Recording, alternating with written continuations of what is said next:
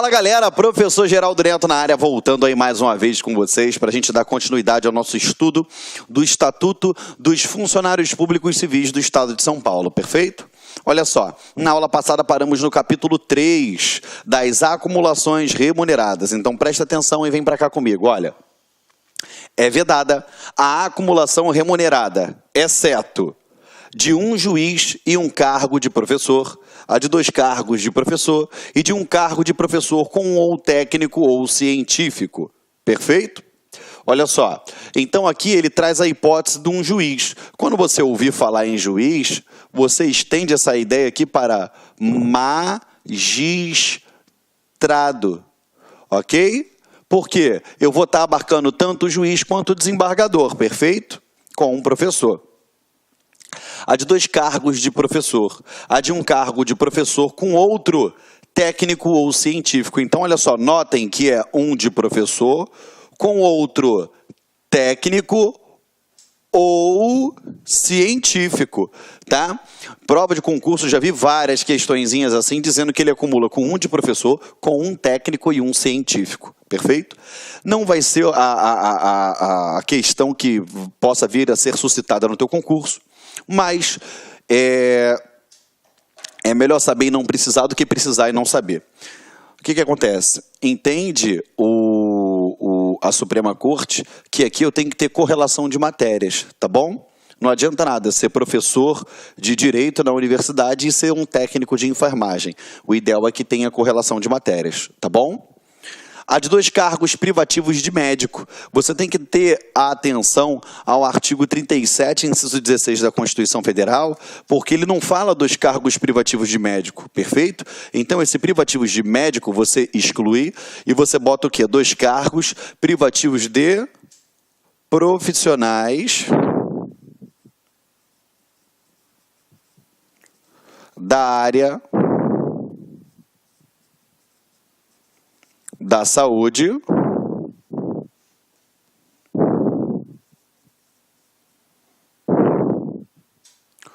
com profissões regulamentadas.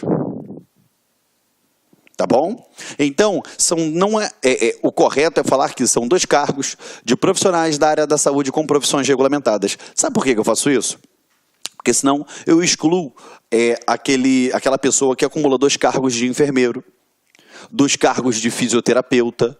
Então, para a gente acertar no concurso, a gente fala o quê? 2 cargos de profissionais da área da saúde com profissões regulamentadas. Ok? Então, vamos lá. Ficou tranquilo isso? Show de bola? Não tem mais dúvida, perfeito? Então, vamos lá. O titio apaga e a gente continua, tá bom?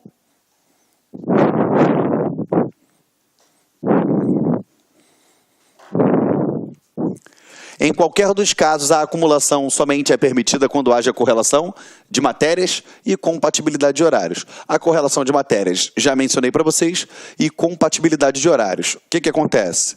O Tribunal de Contas da União, ele fala que a compatibilidade de horários, ela não pode exceder, ou seja, ela tem que ser até 60 horas semanais. Perfeito? Porém, o STF, ele diz que vai ser analisado o quê? Caso a caso.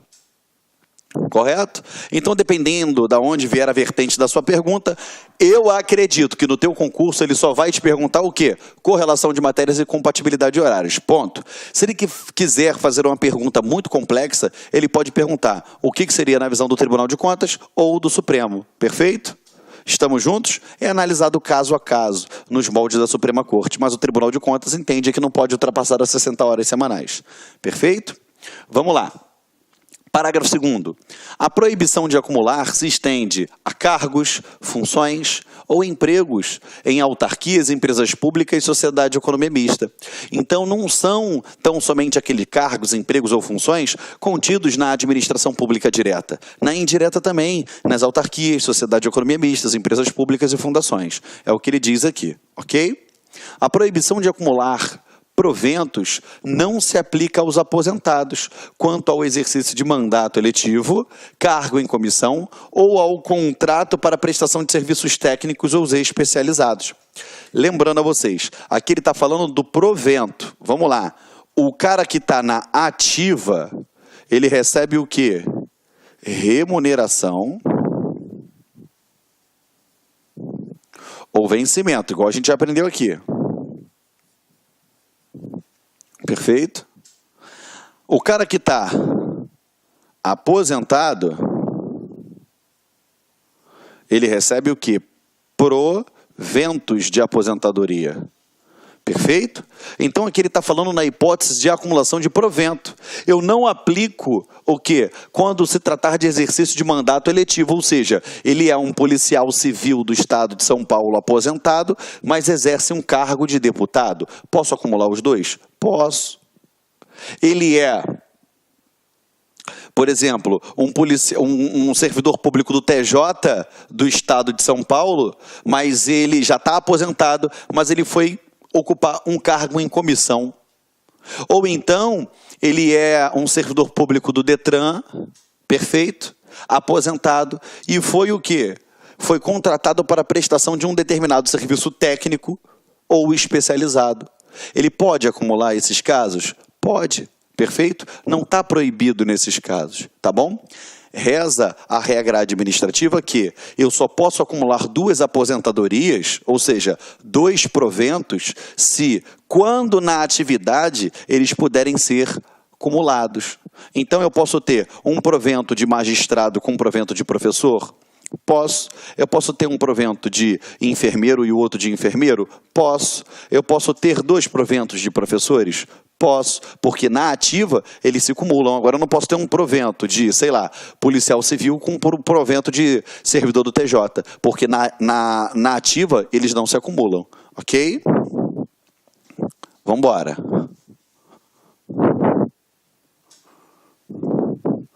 O funcionário ocupante de cargo efetivo ou em disponibilidade poderá ser nomeado para cargo em comissão, perdendo durante o exercício desse cargo o vencimento ou remuneração do cargo efetivo ou o provento, salvo se optar pelo mesmo.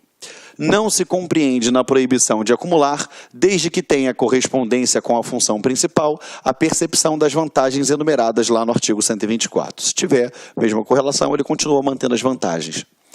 Verificado mediante processo administrativo, o funcionário está acumulando fora das condições previstas nesse capítulo, será ele demitido de todos os cargos e funções e obrigado a restituir o que indevidamente houver recebido. Provada a boa-fé, o funcionário será mantido no cargo ou função que exercer há mais tempo. Perfeito?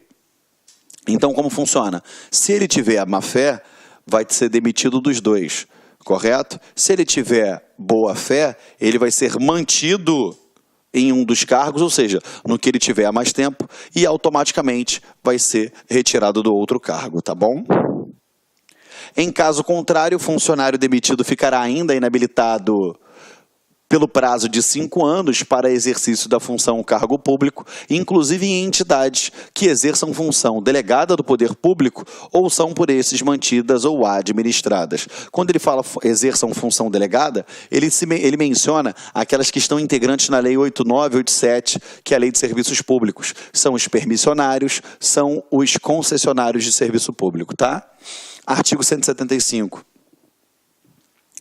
As autoridades civis e os chefes de serviço, bem como os diretores ou responsáveis pelas entidades referidas no parágrafo 2º do artigo anterior, e os fiscais ou representantes dos poderes públicos, junto às mesmas, que tiverem conhecimento de que qualquer dos seus subordinados ou qualquer empregado da empresa sujeita à fiscalização está no exercício de acumulação proibida, farão a devida comunicação ao órgão competente para os fins indicados no artigo anterior. Então, é um dever de todo mundo que tiver ciência de uma acumulação ilícita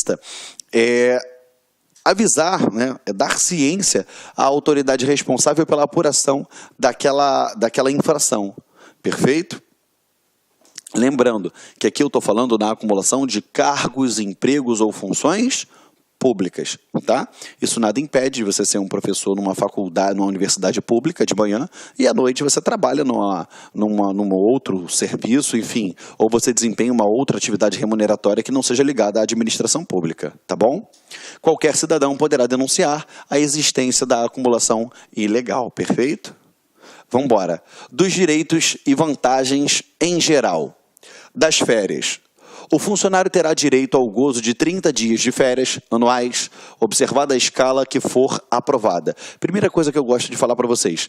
Qual é o período de férias? 30 dias. Não é um mês. 30 dias. Então não fale que é um mês de férias. São 30 dias de férias, ok? Só tomar um golinho d'água aqui.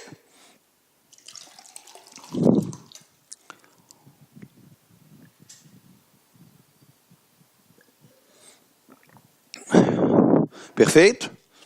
Foi? Vamos lá. É proibido levar a conta de férias qualquer falta ao trabalho, ou seja, ele teve 3 faltas durante o período aquisitivo e eu vou descontar essas 3 faltas nas férias. Isso pode acontecer? Negativo. É proibida a acumulação de férias, salvo por absoluta necessidade de serviço, pelo máximo de 2 anos consecutivos. Então, olha só, eu posso acumular férias? Não, a regra é que é vedado, mas se for por imperiosa necessidade, absoluta necessidade de serviço, eu acumulo até o máximo período de 2, ok? O período de férias será reduzido para 20 dias se o servidor, no exercício anterior, tiver considerados, em conjunto, mais de 10 não comparecimentos correspondentes a faltas abonadas, justificadas e injustificadas, ou as licenças previstas lá nos itens 4, 6 e 7 do artigo 181. Durante as férias, o funcionário terá direito a todas as vantagens como se estivesse em exercício. Atendido o interesse do serviço, o funcionário poderá gozar férias de uma só vez ou em 2 períodos iguais. Então, vamos lá. Férias. É o seguinte, deixa eu terminar, depois eu boto um resumão no quadro para você. Somente depois do primeiro ano de exercício, o servidor público adquirirá ao funcionário direito a férias, tá? Então, somente o primeiro ano de efetivo exercício ele tem direito às férias. Lá atrás você viu que as férias correspondem ao ano em que ele gozar. Então, eu só vou considerar o ano no primeiro período aquisitivo. Depois as férias contam-se o quê? Ano a ano, de acordo com a sua escala. Parágrafo único. Será contado para efeito desse artigo o tempo de serviço prestado em outro cargo público, desde que entre a cessação do anterior e do início do subsequente exercício não haja interrupção superior a 10 dias. Ou seja, ele pediu exoneração de um e entrou no outro. Se o lapso temporal intercorrido for inferior a 10 dias, eu conto para efeito de férias. Caberá ao chefe da repartição ou do serviço organizar, no mês de dezembro, a escala de férias para o ano seguinte, que poderá alterar de acordo com a conveniência do serviço. O funcionário transferido ou removido, quando em gozo de férias, não será obrigado a apresentar-se antes de terminá-la. Perfeito? A gente encerra. Então, vamos lá. Primeira coisa. Férias. Ó. Férias. Qual o período? 30 dias. Acumulação.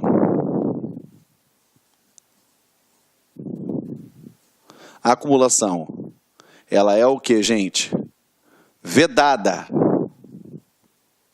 Correto? Agora, eu tenho exceção? 2 períodos. Beleza? A exceção é que eu acumulo no máximo 2 períodos em casos excepcionais. Tá bom? Parcelamento.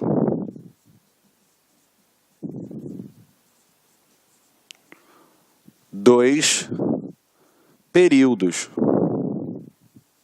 ou seja, 15 mais 15. Beleza? Foi? Agora, como funciona? O servidor, ele vai fazer jus às férias quando ele completar Um ano. E você já sabe que um ano equivale a 365 dias. Então, vamos lá. E quando o prazo é em dia, eu conto em dia, conto em mês, eu conto em mês, mas vamos lá, vamos lá. Suponhamos que no dia 12 de junho,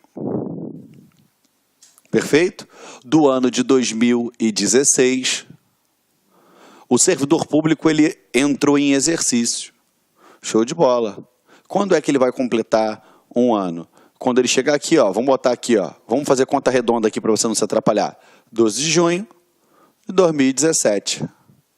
Ele vai fazer jus aqui, ele completou aqui, aquele período de um ano. Perfeito? Esse período de um ano, que é o período aquisitivo, para ele ter direito às suas férias. Aqui ele passou a ter direito a férias. E ele vai gozar essas férias quando? Suponhamos que ele goze em agosto. Gozou essas férias aqui, ó, em agosto. Férias essas que valem o quê? 30 dias, tu já sabe, tá? Aí eu falo para você, galera, quando é que ele pode gozar de novo férias? Aí você vai achar que aplica-se a mesma regra da CLT. Ah, Geraldo, ele pode gozar só depois de agosto do ano que vem. Negativo. Eu só conto um ano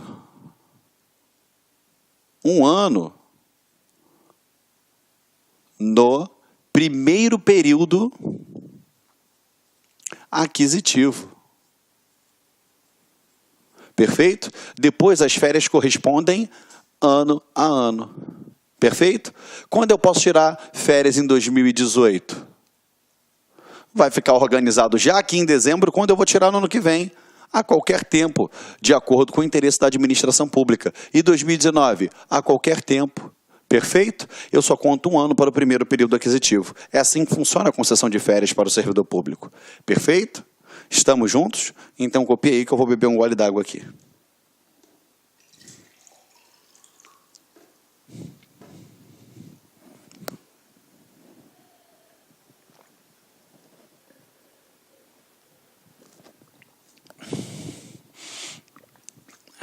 Copiaram? Vamos lá. Férias, 30 dias. A acumulação é vedada, mas por imperiosa necessidade, absoluta necessidade de serviço, 2 períodos no máximo, né? 2 anos. Parcelamento em 2 períodos, 15 mais 15, tá? Então a gente não pode esquecer disso, tá bom? Lembrando a você, tem coisa que tem como a gente colocar aqui no quadro, fazer um fluxograma, um desenhozinho, para poder melhor elucidar para vocês. Tem coisas que a literalidade de lei não tem como a gente fazer grandes esforços, a não ser a gente ficar atento à literalidade de lei, tá? Vamos lá. Artigo 181, agora a gente começa das licenças, que é o capítulo 2, seção 1, disposição geral. O funcionário efetivo poderá ser licenciado, vamos lá, o funcionário efetivo poderá ser licenciado para tratamento de saúde, quando acidentado no exercício de suas atribuições ou acometido por doença profissional. Lembre-se que esses 2 casos aqui, ó, serão considerados como de efetivo exercício, que a gente já viu lá atrás, esse tipo de afastamento.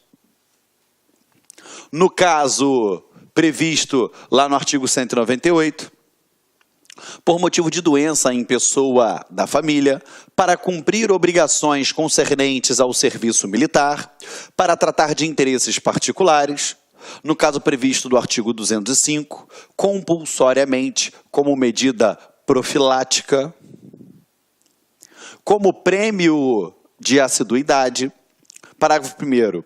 Ao funcionário ocupante exclusivamente de cargo em comissão serão concedidas as licenças previstas nesse artigo, salvo as referidas nos incisos 4, 6 e 7. Então, bora. Olha só, 4, 6 e 7.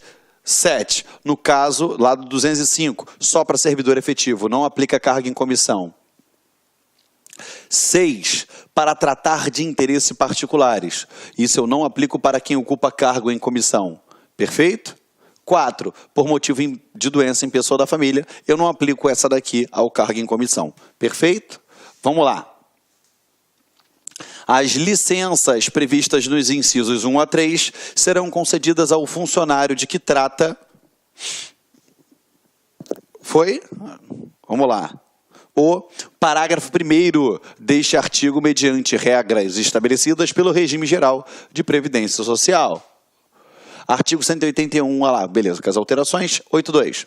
As licenças dependentes de inspeção médica serão concedidas pelo prazo indicados pelos órgãos oficiais competentes. Deixa eu explicar uma coisa para você. Geralmente, quando você vai se apresentar a uma inspeção médica para ter uma determinada licença, você vai com um laudozinho do seu médico, né? Às vezes, muitas vezes, né? Particular, que você foi no seu plano de saúde, e você leva ele até lá. Só que às vezes o teu médico fala assim, ó, ele vai ficar 60 dias em casa. O órgão médico oficial do Estado olha e fala assim, não, vai ficar só 10, vai ficar só 5. Ou então pode ser o contrário. Teu médico falou que ia ficar 10 e o órgão oficial diz que tu vai ficar 50 dias em casa.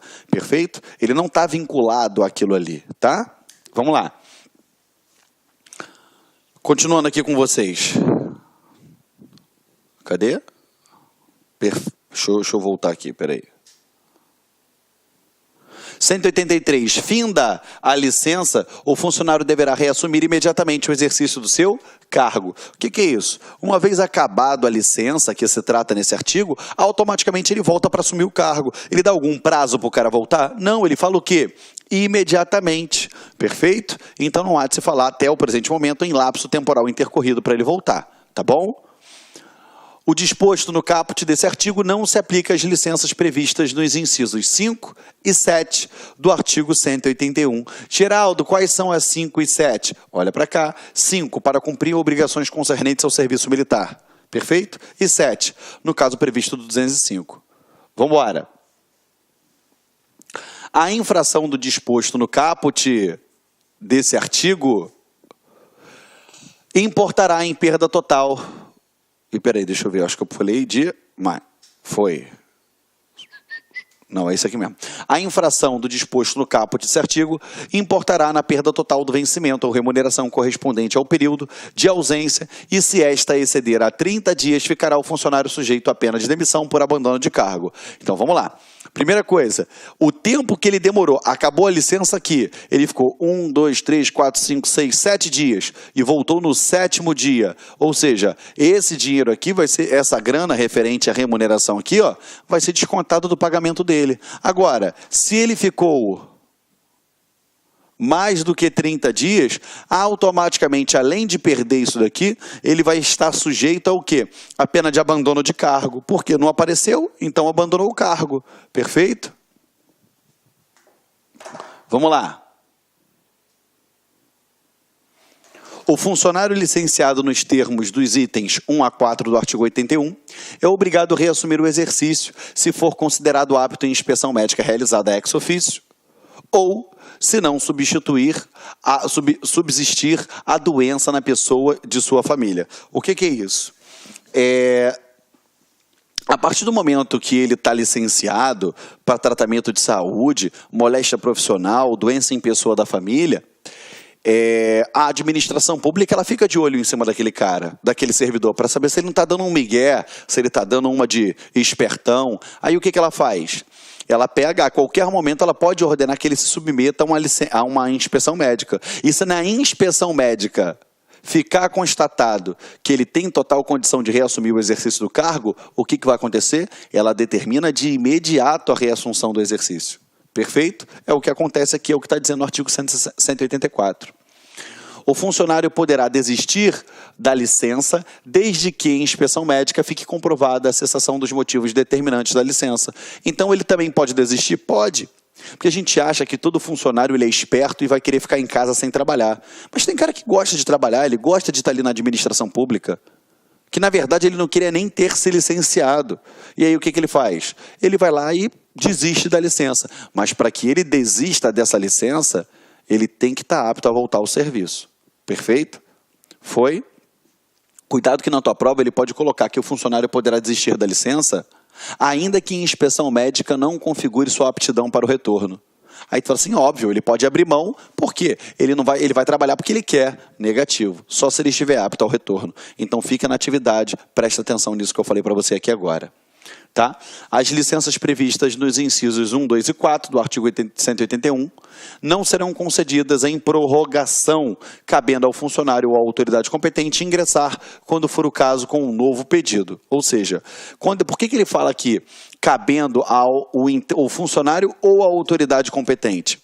Você tem que entender que, por exemplo, uma licença para tratamento de saúde, a gente sempre acha que quem pede é o servidor público, mas eu já vi diversos casos em que a administração pública, ela determina que aquele servidor se submeta a uma inspeção médica e ela determina o afastamento dele para poder ele se tratar. E ele não quer largar, ele não quer parar de trabalhar na administração pública. Ela determina isso. Entendeu, galera? Tem casos desse jeito. Aí você pensa, mentira. É verdade, tá bom? Aqui, ó. A licença prevista nos itens 1 e 2 do artigo 181, concedidas dentro de 60 dias contados da terminação da anterior, serão consideradas em prorrogação. Olha como é que isso daqui é importante, gente. Para evitar que o servidor ele faça um hábito, pedir licença médica, simular algumas doenças, né?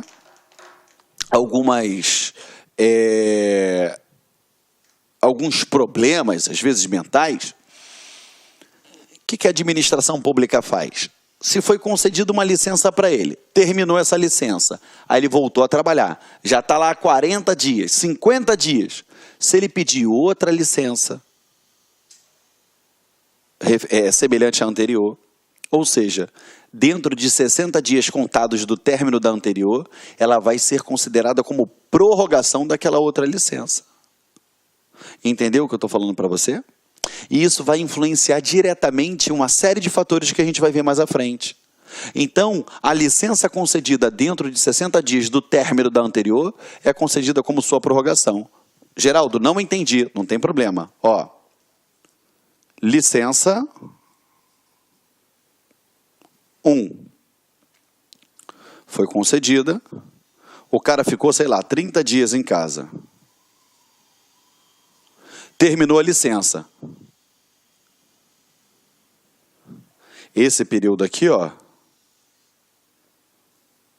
voltou a trabalhar.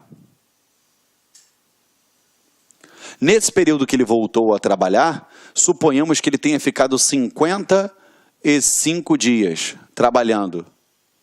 E foi concedida uma nova licença. Licença essa agora concedendo mais essa licença 2. Concedendo mais 30 dias. Note que ele não teve 30 e depois mais 30 dias. Que no total ele não ficou 60 dias licenciado. De acordo com o conteúdo do texto do artigo que a gente acabou de ver agora, ele diz que aquela licença concedida dentro de 60 dias do término da anterior, e essa daqui está dentro de 60 dias, tá, que eu botei 55 dias, é considerado como sua prorrogação. Então, nesse caso, ele vai ter ficado aqui, ó, não 30 mais 30, mas sim 30 mais 55 mais 30. Nesse caso, ele não ficou 60 dias de licença, e sim, nos moldes do artigo que a gente acabou de estudar agora, ele vai ter que ficar do quê? 60 mais 50 dá quanto? 110 mais 5, 115 dias. Caramba, Geraldo. Rapaz, eu não tinha me ligado nisso. E é isso que o artigo quer dizer para vocês. Perfeito? Foi? Faz esse desenhozinho aí no teu caderno, perto aí desse artigo, porque é de muita importância, para você não dar mole, tá? Não dar mole, porque mais à frente você vai ver como pode implicar, entendeu, essa concessão. É justamente, a administração faz o seguinte, justamente para evitar que o cara fique entrando com sucessivos pedidos de licença, entendeu? Para poder ficar se mantendo afastado do cargo, perfeito? Se fazendo valer desse direito que ele tem aqui concedido pelo estatuto, entendeu? Aí a administração se utiliza desse subterfúgio aqui, mas você vai ver as implicações mais à frente, tá bom? Vou apagar aqui o quadro e a gente continua, tá?